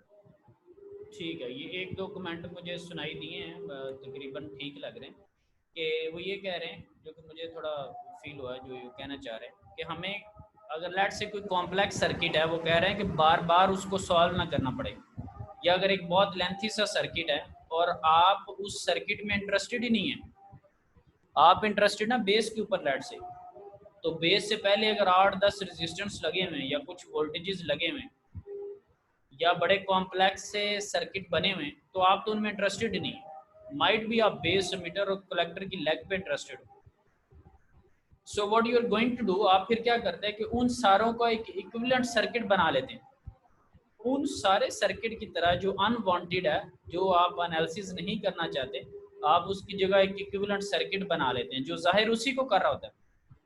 तो उस इक्विवेलेंट सर्किट बनाने से क्या होता है कि आपके पास एक आर थेवेनिन आ जाती है, लेट से एक वी थेवेनिन आ जाती है, तो चीज़ें सारी शॉर्ट हो जाती है। आपने थेवेनिन के टॉपिक में बड़े लंबे लंबे सर्किट भी पढ़े होंगे, अजीबोगरीब किस्म के कॉम्प्लेक्स सर्किट, तो कितना प्यारा वो सर्किट एट द एंड बन जाता है, उसकी जगह एक छोटा सा आर थेवेनिन और एक वी थेवेनिन, और पूरा सर्किट बीच में से गायब हो जाता है। तो आप जिस पॉइंट पे एनालिसिस करना चाह रहे हैं वो रह जाएगा, बाकी सारे को आप वहाँ से थेवेनिन की इक्विवेलेंट के तौर पे ले लेंगे, आप बार बार उसकी एनालिसिस में नहीं जाएंगे, बस वो एक वैल्यू होगी जिसको वो जाहिर करा होगा, सारे से जान छूट जाएगी। ठीक है, तो बेसिकली थोड़ा गो थ्रू दोबारा चेक कर लीजिएगा कि उसका पर्पस खैर क्या नहीं हो। सो हमने यहाँ पर देखा कि R1 और अगर R2 को मैं अगर पैरेलल में सॉल्व करके, जो कि हैं भी पैरेलल में, यहाँ पर करंट जो है वो डिवाइड हो रहा है, सो मैं अगर इनको सॉल्व करके पैरेलल में, तो एक अगर मैं रेजिस्टेंस अगर ले आता हूँ, लेट से मैं उसको एक रेजिस्टेंस बनाने की उसको कोशिश करता हूँ कि ये नज़र फिर कैसे आएगा। ये देखें, आपको यही सर्किट था, आपने इसको देखा यहाँ से, ये R1 है, ये R2 है, और एक इसके साथ VCC। ये देखें, ये ब्लू कलर में आपने थेवेनिन इक्विवेलेंट बनाने की कोशिश कर दी। R1 और R2 को आप सॉल्व कर लें पैरेलल में, that will be the R Thevenin. आपने यहाँ पर किया भी हुआ इक्वेशन 4.28 में। फर्दर आप देखें, ये इट्स लुक्स लाइक के, ये देखें थेवेनिन में क्या किया है कि वोल्टेज सोर्स है, क्योंकि सारे सोर्सेज खत्म करने होते हैं, वोल्टेज सोर्स है उसको शॉर्ट कर दें, करंट सोर्स है उसको ओपन कर दें, कैलकुलेट करें, आर थेवेनिन निकालें, R1 और R2 का पैरेलल है, और ये थेवेनिन सर्किट है। अब जब भी आपने आर थेवेनिन निकाल लिया, वी थेवेनिन भी फाइंड आउट करें। तो वी थेवेनिन आपके पास क्या होगा, अगर आप यहाँ से देखें, वो वाला वोल्टेज जो कि R2 के क्रॉस आ रहा है, ठीक है, यहाँ से आप देख रहे हैं। So E thevenin is equal to VR2, जो रजिस्टर 2 के क्रॉस ड्रॉप हो रहा है, और वो वोल्टेज डिवाइडर सिंपली लगा हुआ है। VR2 के क्रॉस जो ड्रॉप हो रहा है, R2 इंटू सोर्स का रेजिस्टेंस डिवाइडेड बाय दोनों रेजिस्टेंस। ये बेसिकली वोल्टेज डिवाइडर का फॉर्मूला होता है कि जहाँ पर वोल्टेज डिवाइड हो रहा है, और वोल्टेज डिवाइड कहाँ पर होता है, सीरीज सर्किट के अंदर होता है। ठीक है, सीरीज सर्किट, वोल्टेज डिवाइड हुआ, वोल्टेज जब डिवाइड हुआ तो वोल्टेज डिवाइड जिस रजिस्टर के क्रॉस फाइंड आउट करना चाहते हैं, उसका रूल ये होता है कि वो वाला रजिस्टर इनटू सोर्स जो कि VCC है डिवाइडेड बाय दोनों resistances. So R2 into VCC divided by R1 plus R2। तो ये किसको जाहिर कर रहा है, ये ई थेवेनिन को जाहिर कर रहा है। अब ये क्यों इस तरह किए जा रहे हैं, और अगर ये जाहिर सर ये तो कर, VDR नहीं लग रहा फॉर्मूला? सॉरी वो VDR फॉर्मूला नहीं है वो जो आपने अभी बताया ऊपर, डिवाइडेड बाय रेजिस्टेंसेस और मल्टीप्लाई बाय VCC, एक इसके क्रॉस हमने वोल्टेज फाइंड करनी। हाँ जी बिल्कुल, हम VR2 के क्रॉस फाइंड आउट कर रहे हैं। ये आपको थेवेनिन वाला एरो नजर आ रहा है जिस पे अभी मैं कर्सर मूव कर रहा हूँ, ये थोड़ा सा। जी जी जी सर। अच्छा, यहाँ से आप इसको देख रहे हैं, इस सर्किट को आप जैसे एरो लगा हुआ है उसी तरह आप देख रहे हैं। सो यहाँ से आप देखें कि अगर आपको यहाँ से आप देख रहे हैं और वोल्टेज आपने फाइंड आउट करना है, तो आप R2 के क्रॉस फाइंड आउट करेंगे या R1 के क्रॉस फाइंड आउट करेंगे, यानी कि बिल्कुल एक नॉर्मल सी हमारी आपस में डिस्कशन हो रही है। अगर यहाँ से आप देख रहे हैं तो आप R2 के क्रॉस फाइंड आउट करेंगे। जी ठीक है, सो ठीक है। अब आपको ये पता है कि मैं इसको थोड़ा और एक्सप्लेन करता हूँ कि ये जो VCC है ये सोर्स है, तो वीसीसी जब वोल्टेज चलेगा तो ये कुछ वोल्टेज ड्रॉप होगा R1 के क्रॉस। अगर बिल्कुल सादा लें, यानी कि हमारे पास सर्किट सिर्फ ब्लू है, हम कोई टॉपिक नहीं पढ़ रहे, हमें नहीं पता, 2 रेजिस्टेंस और एक वोल्टेज लगा हुआ है, हमें इससे इर्द गिर्द आगे पीछे कुछ नहीं पता, बस यही हमने देख रहे हैं। सो वीसीसी चलेगा, कुछ R1 के क्रॉस ड्रॉप हो जाएगा, कुछ R2 के क्रॉस ड्रॉप हो जाएगा। क्या ख्याल है? ये ब्लू सर्किट जी सर, ठीक है। जी तो सर, ऐसे ही। Yes, R2 के अंदर ड्रॉप देखने में, तो R2 का जो ड्रॉप है इसको आप कहते हैं कि वोल्टेज डिवाइडर रूल। अगर आप वोल्टेज डिवाइडर नहीं भी लगाना चाहते, आप केवीएल भी लगा लें। ये वोल्टेज डिवाइडर तो ज़्यादा खूबसूरत आगे बात होगी ना, कि आप सर्किट की सारी टिपोलॉजी को समझें, आपको महारत हासिल होगी, तो आपने नाम रखने शुरू कर दिए, वोल्टेज डिवाइडर, करंट डिवाइडर, ठीक है। आपने सर्किट के अंदर फॉर्मूलाज भी पढ़े होंगे, ठीक है। जी सर, बिल्कुल। आप सोर्स ट्रांसफॉर्मेशन भी अक्सर करते थे। ये सारी फिर एलएलएम वाली बातें हैं, बहुत आगे आप निकल जाते हैं, पता होता है आपको कि करना क्या है। सुपरपोजिशन भी जब आया होगा तो आप पहले नोडल मैश करके गए होंगे, फिर कहीं जाके सुपरपोजिशन आया होगा, क्योंकि जो बुनियादी जी सर, ऐसे ही। वोल्टेज और करंट निकालने के काबिल ही नहीं है, जो अभी सीख नहीं पाया, वो क्या समझेगा कि सुपरपोजिशन क्या होता है, कि एक सोर्स को रहने दो, बाकियों को खत्म कर, सारों के इनफरादी इफेक्ट्स जमा करो तो मजमूई इफेक्ट बन जाएगा, ये तो नहीं कोई देख सकता। सो R2 के क्रॉस जो वोल्टेज ड्रॉप है VR2, उसके अब वोल्टेज डिवाइडर में क्या होता है कि जहां पर आप कैलकुलेट करना चाहते हैं उसको मल्टीप्लाई करें सोर्स के साथ, वो वाला resistor into source divided by दोनों रेजिस्टेंस, ठीक है। तो ये जी सर, 4.29 इक्वेशन के अंदर आपने ऐसा ही किया।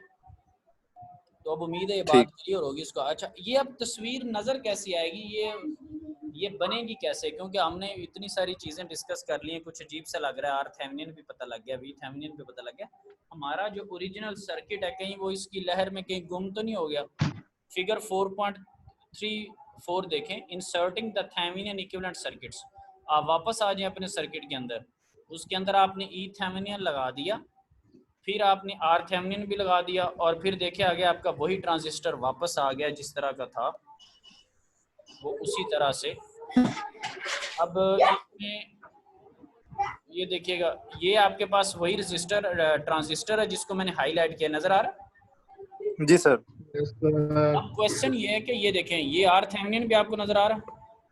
जी सर, RThevenin के चक्कर में हमारे R1 और R2 गुम हो गए, लेकिन जी RThevenin आया ही उन दोनों की मदद से। क्या ख्याल है? R1 और R2 को पैरेलल में बिल्कुल सर, करके RThevenin आया। जाहिरी तौर पर एग्जैक्ट। जी सर, मौजूद नहीं है, लेकिन उनका रिप्रेजेंटेटिव मौजूद है RThevenin, और यहाँ पर ज़ाहिरी तौर पे VCC और उनकी ड्रॉप और वो सारी चीज़ें मौजूद नहीं है, लेकिन उसकी जगह VThevenin मौजूद है, Thevenin मौजूद है, ठीक है। जी सो हमारा जी सर्किट जो था जैसा था वैसा ही मौजूद है, हमें पता है कि हमारे सर्किट के साथ बना क्या है। अब यहाँ पर अगर आप लूप लगा दें बेस और मीटर वाला, तो ये बिल्कुल वही सर्किट है जो ऊपर आपने पढ़ा था, ठीक है। सो वोल्टेज ड्रॉप हुआ, ड्रॉप कर रहा हूँ, वोल्टेज डिवाइड हुआ, जिसकी बेस पे वोल्टेज डिवाइडर कॉन्फ़िगरेशन का नाम पड़ा है। लेकिन हमें खुशी तब होगी जब हमें स्टेबिलिटी वाले पॉइंट की तरफ हम जाएंगे, अदरवाइज अगर ये चीज़ें ऐसी रहनी है तो कैलकुलेशन हम पहले 2 टॉपिक्स में कर चुके हैं। अच्छा जी, अब जो आपको सर्किट डायग्राम दिखाई थी उसके अंदर लूप लगा दें आप, यहाँ पर बेस एमिटर लूप लगा दें जिसमें Thevenin आ रहा है, IB RThevenin आ रहा है, VBE आ रहा है, IE RE आ रहा है, तो ये लूप लगा दें। इस लूप को लगाने से आपके पास इक्वेशन आ रही Thevenin minus IB RThevenin minus VBE minus I RE। इसको थोड़ा रीअरेंज कर लें, I is equal to beta plus 1 IB, मजीद थोड़ा रीअरेंज कर लें तो IB is equal to Thevenin minus VBE over RThevenin plus beta plus 1 RE। अगर आप इसको देखें ना तो आपको ऐसे लग रहा है जैसे ये वक्त ही ज़ाया हो गया। 4.30 इट फील्स लाइक ये पिछले टॉपिक से सारी की सारी सेम हो रही। फॉर एग्जांपल कैसे, आप IB के फॉर्मूले में देखें तो वो फार्मूला था VCC माइनस VBE, ये है Thevenin माइनस VBE, वो भी वोल्टेजेस का डिफरेंस था, ये भी 2 वोल्टेजेस का डिफरेंस है, डिवाइडेड बाय वो पास था RB plus beta plus 1 RE, और ये है RThevenin plus beta plus 1 RE। It feels like बस चेहरे बदलें, हल्का सा आपने जी चीज़ों सर, को थोड़ा सा टिल्ट किया, सारी चीज़ें वही हैं। नीचे भी 2 रेजिस्टेंस हैं बीटा के साथ, और ऊपर 2 वोल्टेजेस का डिफरेंस है, उसमें भी वही था, इसमें भी वही है, हल्का फुल्का कुछ नाम बदले हैं, माइट भी कुछ काम भी बदले। तो अभी तक जो हमने देखा है ना, वो अभी तक कंफ्यूजन है। अभी हम इस पॉइंट से बाहर नहीं आए। अभी तो हमें यही लग रहा है कि यार ये कॉन्फ़िगरेशन बिल्कुल गलत पढ़ लिया, और ये तो उसी तरह की चीज़ें हैं, तो इसने स्टेबल कैसे उसको कर देना। अभी मेरे जहन में भी आपकी तरह ये रिजर्वेशंस हैं कि यार ये कैसे होगा, ये कुछ कंसर्न्स हैं मेरे, लेकिन मेरे तो दूर हैं क्योंकि मैंने अगले न्यूमेरिकल्स देखे हुए हैं वो। लेकिन अभी अगर मैं आपके साथ मिल के सोचूँ तो अभी लग रहा है कि ये कोई बेहतरी नहीं आने वाली, ये सारा कुछ गलत ही हो रहा है। लेकिन ऐसा नहीं, खैर नहीं हो। और ये वो चीज़ देखें जो कि शायद हमाद ने क्वेश्चन पूछा था, तो मैंने इसको बताया था कि कलेक्टर और मीटर वाला लूप मैंने समझाया था कि VC is equal to VCC minus IC RC plus RE। अब आप देखिए सारी कॉन्फ़िगरेशन के साथ कलेक्टर और मीटर लूप का ताल्लुक नहीं है। वजह कि ये जो दो R1 और R2 दो रेजिस्टेंस थे, ये इनपुट साइड पे लगे हुए थे ऐसे बेस के साथ। जी सर जी। तो इसका कोई ख़ास फ़र्क नहीं पड़ेगा। सो आपने फिर न्यूमेरिकल सॉल्व करना शुरू कर दिया। उसने कहा determine the DC bias voltage VC and current IC for the voltage divider configuration of figure 4.35। Figure 4.35 ये देखें। अब इसको देख के जल्दी से कोई नहीं कहेगा कि ये मीटर बायस कॉन्फ़िगरेशन है। इसको देख के सारे कहेंगे कि सर इनपुट साइड पे दो रजिस्टर लगे हुए हैं, तो ये वोल्टेज डिवाइडर कॉन्फ़िगरेशन है। क्या ख्याल है? इसको देखें ना ज़रा। मुझे जी नाम ना भी बताया हो ना तो मैं मेरे ख्याल से कर लूँगा, मुझे पता चल जाएगा कौन सी कॉन्फ़िगरेशन है। क्या ख्याल है, या नहीं पता लग रहा? लग जाएगा सर, लग जाएगा। ये दोनों चीज़ें बता रही हैं। इस सर्किट के नीचे आप देखिए उसने लिखा बीटा स्टेबलाइज्ड सर्किट। अभी तो खैर हमें तब पता चलेगा जब हम कुछ एनालिसिस कर लेंगे।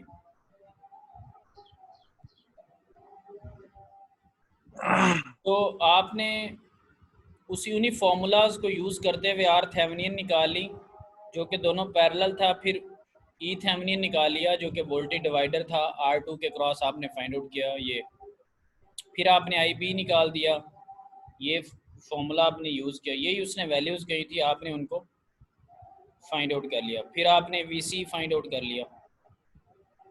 अच्छा, इसके बाद अप्रॉक्सीमेट एनालिसिस मैं उसको अभी फ़िलहाल स्किप कर रहा हूँ। अभी जो मैंने पढ़ाना था वो पढ़ा लिया क्योंकि मैं अगले लेक्चर में शुरू करूँगा। लेकिन मैं कंपैरिजन वाली जगह पर ना जानबूझ के जा रहा हूँ ताकि थोड़ा सा ये खुशी हो जाए कि हमने जो थोड़ा सी चीज़ पढ़ी थी ना, अगले लेक्चर में ना हम कंपैरिजन करेंगे कि क्या ये वाला टॉपिक वोल्टेज डिवाइडर वाला टॉपिक कैसा रहा है। तो प्यारे भाई उसने बीटा 100 पे एक एनालिसिस किया और एक बीटा 50 पे एनालिसिस किया। ठीक है, आप IC में फ़र्क देखें, बहुत थोड़ा सा IC में फ़र्क देखें, कहाँ पर 100 गुना फ़र्क था, कहाँ पर 100 टाइम्स ही चेंज था, बिल्कुल टोटली फ्लिप था। और यहाँ पर देखें कि 0.84 से 0.81। खैर परसेंटेज में निकाल सकता हूँ कि कितनी परसेंटेज में है, माइट भी कोई 3 के करीब करीब जाके कहीं निकले। तो बात करने का मकसद ये है कि यहाँ पर देखें कि कितना आपके पास फ़र्क पड़ा है, क्योंकि अभी तो खैर हम न्यूमेरिकल इसके कर रहे हैं, जब अगले लेक्चर में आएंगे इसमें चीजें स्टेबलाइज हो गई काफी एज कंपेयर टू न्यूमेरिकल दोबारा से हम करेंगे। तो उसने कंपैरिजन किया कि जो VCE के अंदर फ़र्क है ना वो लेस देन 3% है। पिछली कॉन्फ़िगरेशन में 300% का फ़र्क था, 300 टाइम्स का डिफरेंस था, यहाँ पर जस्ट 3% का डिफरेंस। ठीक है, तो उसने कहा कि बीटा को उसने जब 50 से 100 पे चेंज किया ना, changing beta by 50% resulted in a change in an important network parameter of over 300% for the fixed bias configuration and less than 3% for the voltage divider configuration, a significant difference। आप उसकी अगर heading भी देखें ना तो उसने लिखा होता है कि बीटा स्टेबलाइज्ड सर्किट। खैर इसका ये मतलब नहीं है कि मैंने पिछले न्यूमेरिकल स्किप कर दिए। हम पिछले न्यूमेरिकल दोबारा जहाँ पर लेक्चर छोड़ा उससे दोबारा शुरू करेंगे, लेकिन आपको बात दिखाने का मकसद ये था कि ये जो कॉन्फ़िगरेशन पड़ी है वो स्टेबिलिटी की तरफ हमें लेके जा रही है। और जो भी कॉन्फ़िगरेशन पढ़ते हैं उसके स्टार्ट में मैं कहता हूँ कि हर टॉपिक का एक ख़ास उसका एक ख़ास एम है, वो उसने नो डाउट के बुनियादी मकसद कहीं 1-2 लाइनों में लिखा होता है। लेकिन ये यहाँ पर उस क्वेश्चन, ये जो स्टूडेंट का ये क्वेश्चन होता है अक्सर कि थ्योरी लेट से आएगी या नहीं आएगी, या थ्योरी का मकसद क्या होता है। अब देखिए हम इतनी ज़्यादा मैथमेटिक्स कर रहे हैं, और अगर ये मैं एक दो लाइनें स्किप कर दूं बीइंग अ टीचर, ये सोच के कि यार इन पैराग्राफ्स में क्या लिखा होना है, मैं इंजीनियर हूँ, बच्चों को न्यूमेरिकल करवाता हूँ, तो ना मुझे पता होना कि मैं क्या पढ़ा रहा हूँ, आपको पता होना मैं क्या पढ़ा रहा हूँ। तो फिर जब मैंने Yes, पेपर sir. देना है तो कोई अगर कहे कि जी थ्योरी आएगी नहीं आएगी, फिर मेरे साथ जरा दुख भी हो कि न्यूमेरिकल तो सब कुछ नहीं होते, या उसी को रट्टा लगा लेना, या वो चीज़ें जो है अटेंडेंस जो है ना वो आपकी रिपोर्ट जनरेट करके लगा लूँगा। तो टॉपिक ऑलमोस्ट इधर तक ही है बस, ठीक है। तो जहाँ तक छोड़ा था कल, अगले लेक्चर में इंशाल्लाह दोबारा उसको वहाँ से शुरू करेंगे। मीनवाइल आप न्यूमेरिकल करते रहें, क्विज़ अनकरीब इंशाल्लाह कंडक्ट करेंगे किसी दिन। इंशाल्लाह सर, इंशाल्लाह। तो आप पैरेलल में न्यूमेरिकल सॉल्व करते रहे। इस बुक की बड़ी ब्यूटी है कि एक्सरसाइज के अंदर भी उसने हेडिंग्स दी हुई हैं कि ये फ़लाँ टॉपिक के न्यूमेरिकल है, ये फ़लाँ टॉपिक के, अब Yes, समझे sir. ना, ये निशान लगवा दो। बड़ी एक बड़ी खुशी हुई कि उसने टॉपिक वाइज न्यूमेरिकल लिखे हुए कुछ, तो उनको स्टडी करें। मार्क्स मैंने लगाए थे वहाँ पे LMS के ऊपर। Yes, sir. तो एक जो एक बेहतर जो चीज़ है, पता नहीं, खैर आपने, मैंने पहले भी तारीफ़ की है, पता नहीं आपने नकल की है या नहीं की, लेकिन कोई ख़ास नकल रिफ्लेक्ट नहीं हुई, कोई ख़ास उसका फ़र्क नहीं वाजे हुआ। एक होता है ना नकल करके तो बहुत ज़्यादा, तो बस 19-20 ही रहा है। तो यानी कि बीइंग अ टीचर मैं चले उसकी तारीफ़ कर देता हूँ, क्योंकि काफ़ी सारों ने नहीं भी की होगी नकल। Thank you, sir. तो दैट वाज अ लाइक जो है वो गुड एनालिसिस के आपका एक टेस्टिंग फेज था, उसमें मैंने देखा। और उसकी एक वजह ये भी है कि बच्चे बड़े अच्छे हैं, और दूसरी वजह ये भी हो सकती कि क्वेश्चन दो थे, एक होता तो बच्चे जो अच्छे थे वो ख़राब भी हो सकते थे अपना करके। सो टाइम का जो थोड़ा फैक्टर है उसने चीज़ों को थोड़ा लेवल में रखा है, ठीक है। सो इंशाल्लाह आगे भी कोई क्विज़ कंडक्ट करते हैं और देखते हैं कि उसमें क्या परफॉर्मेंस है।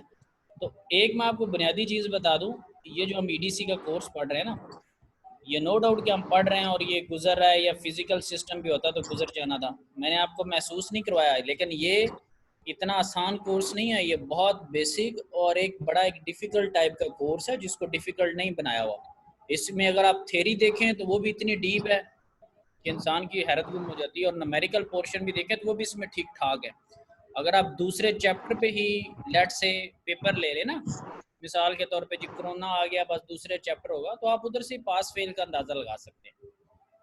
आप अगर थर्ड चैप्टर ही ले लें तो आप उससे भी अंदाज़ा लगा सकते हैं, फोर्थ चैप्टर ले लें तो उससे भी। सो ये एक बड़ा डीप कोर्स है, एक बड़ा बुनियादी कोर्स है, लेकिन इस तरह यानी कि महसूस नहीं करवाया जा रहा, लेकिन उस चीज़ को हम लेके चाह रहे हैं। तो अगर आपको कहीं डिफिकल्टीज होती है, फेस करनी पड़ती है, तो आप थोड़ा स्टडी करें, उसको इंशाल्लाह कवर करते हैं। लेकिन ये मत सोचें कि ये बहुत आसान कोर्स है और शायद हमें इसमें मुश्किलात आ रही है, ये ठीक ठाक मुश्किल कोर्स है। बस Yes, कोई sir. इससे डराया नहीं जाता, धमकाया सर नहीं एक जाता, क्वेश्चन लेकिन है ये सिंपल चीज़ नहीं है EDC, ठीक है। So have a good time, marks वगैरह देख लें। सर एक कुछ लोगों क्वेश्चन को है। मैंने ईमेल की थी, वो थोड़ा अपने आप को इम्प्रूव करें, जिनको खैर नहीं भी की, नंबर उनके सामने ही है, वो भी इम्प्रूव करें। सो मैंने थोड़ा वक्त निकाल के कुछ लोगों को ईमेल की थी, लेकिन उसकी लाज रखिएगा, थोड़ी एफर्ट भी करनी है, क्योंकि अदरवाइज़ Yes, ईमेल जो sir. था ना वो Sure. शायद फ़्राइज़ में शामिल ना होता, बस नंबर लग गए थे, काफ़ी थे, लेकिन मतलब try to consider it as important, ठीक है। और अपना मुवाजना अपने साथ रखें और थोड़ा बेहतर परफॉर्म एक्सक्यूज करें। मी कुछ सर। करना है तो कर लें, बाकी जाना चाहते हैं तो they can leave the meeting और सर को कर लें। जी सर एक क्वेश्चन है सर। जी जी जी जी। सर वो पूछना सर, ये बेसिकली ये अगर सिस्टम अगर प्रॉपर चल रहा होता तो ये इस वक्त मिड्स का वीक हो, तो सर ये वैसे हमारा मिड्स इसका सिलेबस कितना होना था, और सर ये वैसे ओवरऑल सिलेबस इसका कितना सर? आपको जो है ना वो क्वेश्चन खैर बड़ा बड़ा अच्छा है। आपको जितना ऑलमोस्ट मिड तक करवाना था ना, क्योंकि अगर मिड भी हो रहे थे तो मैंने फोर्थ चैप्टर के अंदर कहीं ना कहीं होना था, और अगर मिड नहीं भी है तो मैं फोर्थ चैप्टर के अंदर ही कहीं ना कहीं खेल रहा हूँ। हाँ, कितना आगे कितना पीछे ये तो फिर एग्जैक्ट मैं नहीं माप सकता, लेकिन समहाउ फिजिकल सिस्टम भी होता तो मैं फोर्थ चैप्टर में कहीं होना था, टॉपिक में जिसमें भी होता, ये मैं गारंटी से नहीं कह सकता, ठीक है। तो हमने कहीं चौथे चैप्टर में ही पाए जाना था। ठीक हो फ्ला किस्म के जो सांप है वो अफ्रीका के जंगलों में पाए जाते हैं, हमने 4th चैप्टर के अंदर ही कहीं फिर रहे होना था। ठीक है, अब एग्जैक्ट भी बता तो कोई खास फर्क नहीं है, ठीक हो गया उधर ही कहीं होना था। सर ये जो क्विज के मार्क्स हैं, ये जिन्होंने एलएमएस पे नहीं किया, मेल आपको किया, उनके किधर अपलोड हुए? एलएमएस के ऊपर एक्सेल शीट के अंदर वो शो नहीं हो रही। अरे भाई वो शो ही है, वहाँ पे जाएं जहाँ एलएमएस की भी शो नहीं यार। कोर्स आउटलाइन एलएमएस के ऊपर एक्सेल शीट लगाई हुई है ना, कोर्स आउटलाइन के साथ एक एक्सेल की शीट है, उसमें लगाया है। अच्छा क्योंकि एलएमएस के क्विज के अंदर आपके नंबर लगाने का कोई दुख नहीं बनता कि जिस बच्चे ने वहाँ पे कोई चीज अपलोड नहीं की, कुछ लिखा नहीं है, तो बड़ा एक बोगस सा लगता है कि बड़ा एक फनी सा टीचर है जिस बच्चे ने ना कोई सबमिट करवाया और उसने उसके मूडल पे नंबर लगाए हुए। जिन बच्चों ने पिक्चर्स लगाई उनके तो मैं नंबर लगाता अच्छा लगता हूँ, ठीक है।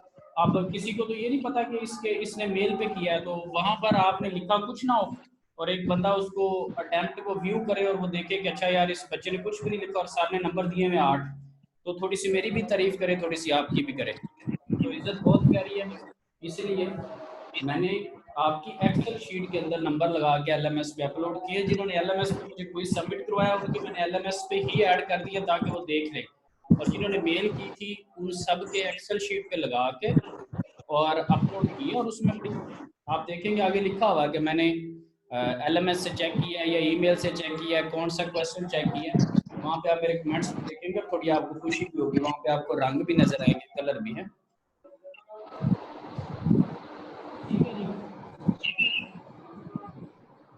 ठीक है स्टूडेंट, ओके फिर अल्लाह हाफिज। अगर क्वेश्चन है तो कर ले। ओके जी, अल्लाह हाफिज।